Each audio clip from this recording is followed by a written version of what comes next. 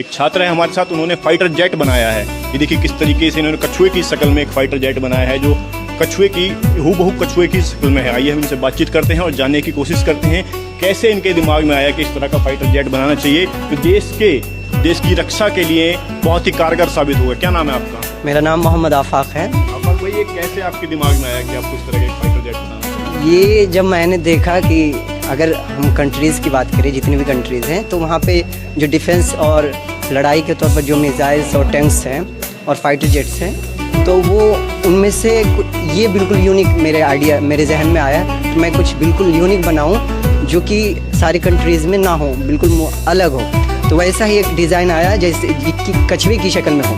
कछुए की जो ऊपर की शील्ड होती है वो बहुत ज़्यादा सख्त होती है, वो डिफेंस करने के लिए ही वो शील्ड होती है, और इसीलिए मैंने कछुए की शक्ल में बनाया ताकि अगर कोई बाहरी हमला होता है तो उस पर असरअंदाज ना हो। तो मतलब बाहरी अगर हमला इस पर होगा जेट पे तो इस पर कोई असर नहीं पड़ेगा? असर नहीं होगा। और अगर ज़्यादा ही खतरनाक हमला होता है तो डिफेंस के तौर पर इनके अंदर 2 मिसाइल्स बनाई गई, जैसे कि आप देख सकते हैं 2 मिसाइल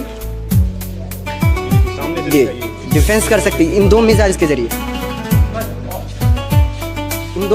जरिए डिफेंस का काम लिया जा सकता है। और अगर हवाई हमला होता है, फाइटर जेट पे लड़ाई होती है, तो ये हवाई तौर पर हम खुद हवा पे उड़ान भरकर ये खुद हमला कर सकती है। जैसे कि ये खुद फाइटर जेट में अब तब्दील हो जाएगी, जैसे यहाँ दोनों विंग्स अब निकल जाएंगी।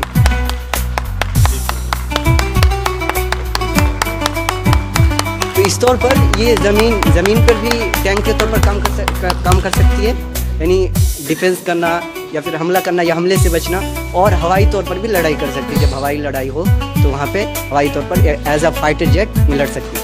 तो यहाँ पर आप किस कक्षा में पढ़ते हैं मतलब? यहाँ पे मैं आलिम फाइनल ईयर में हूँ, सानिया सानविया में।